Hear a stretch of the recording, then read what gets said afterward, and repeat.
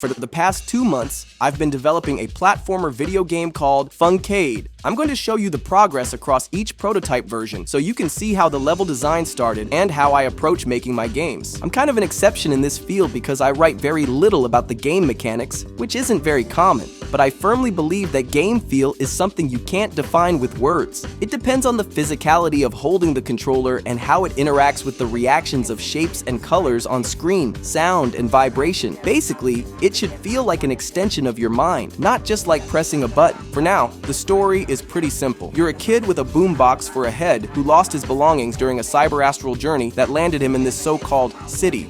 Your goal is to recover everything you lost, especially your beloved headphones, since you're a music-loving robot. But not just that.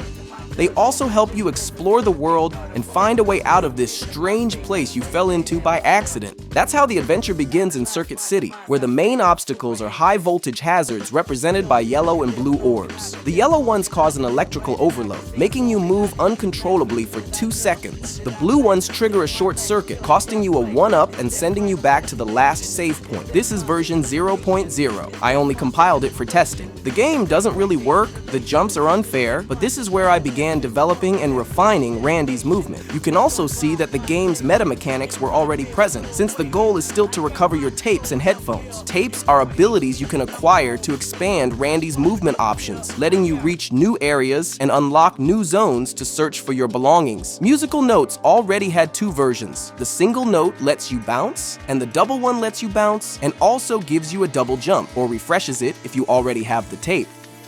This version had a lot of issues, but it was the first time I saw Randy run and jump with purpose.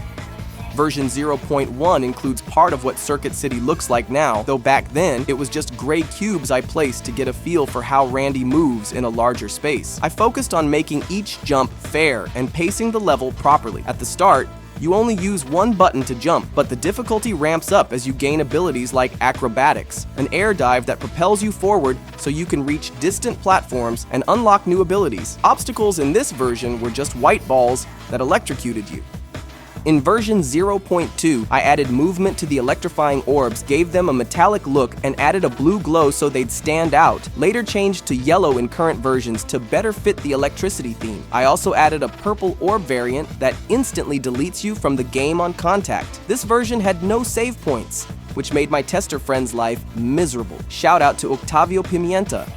In version 0.3, I started changing the level structure to make it more generous with space, wider areas, elevation changes for more dynamic movement. I added a save point so my friend wouldn't cry anymore, and to improve the player's experience. I still had bugs on respawn, since some variables weren't saving correctly, and I didn't yet know how to fix it. There was also a very janky shortcut that involved tossing a physics-enabled blue cube to reach a platform. Super unreliable.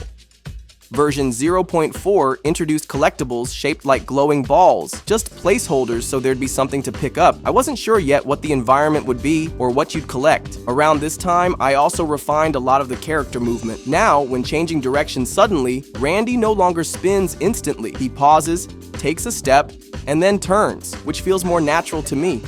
The checkpoint system works better now, though I still have a bug where you can't jump right after respawning.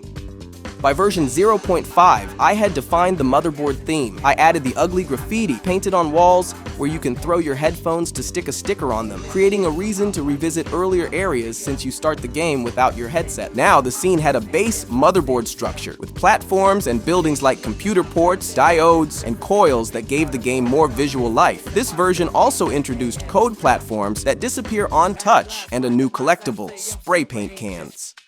These cans will be scattered across the stage, and I plan to have a character working on a mural who asks you for cans to finish it in exchange for telling you how to get out, so there will be motivation to explore the entire stage to find cans and bring them back.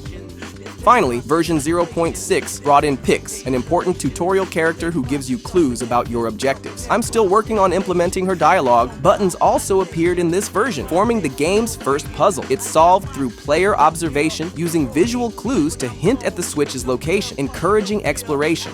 Pressing the buttons gives you a chance to reach higher areas early on when you don't yet have double jump or the headphones to jump higher. I also changed the save system. Now there are load zones where you save your game and respawn.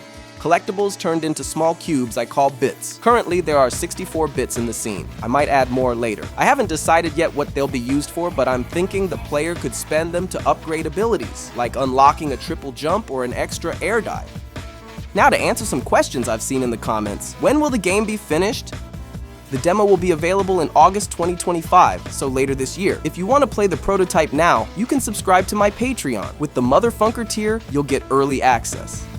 Where will it be available? Right now, my Patreon is helping me raise funds to create a Steam page. That's the current goal. Support me if you like the project. Do you have an idea of what the game's music will be like? The music is currently inspired by drum and bass remixes mixed with other genres. I'm especially inspired by Hideki Naganuma, the composer for Jet Set Radio Future. The remix you're hearing right now is close to what you can expect. Maybe the tempo will change, but that's the vibe. Is the game too heavy to run? I'm doing benchmarking on a PC my friend lent me with an i3 processor and a GTX 1080 GPU. It runs perfectly. It's a visually intense game and does need some performance, but I wouldn't worry. It fits within mid-range PC standards. Is this just a Super Mario Odyssey skin? It's one of my biggest inspirations, but I promise the controls feel completely different. I'll also be adding unique mechanics over time. Just be patient. This project is still in its prototyping phase. I don't even have everything finished yet. With your support, I can make it happen and so much more. That's why it would be awesome if you subscribe to my Patreon. Thanks so much to everyone who's shown interest in the game. It's incredibly rewarding to read your comments. They give me perspective and keep me motivated to push forward.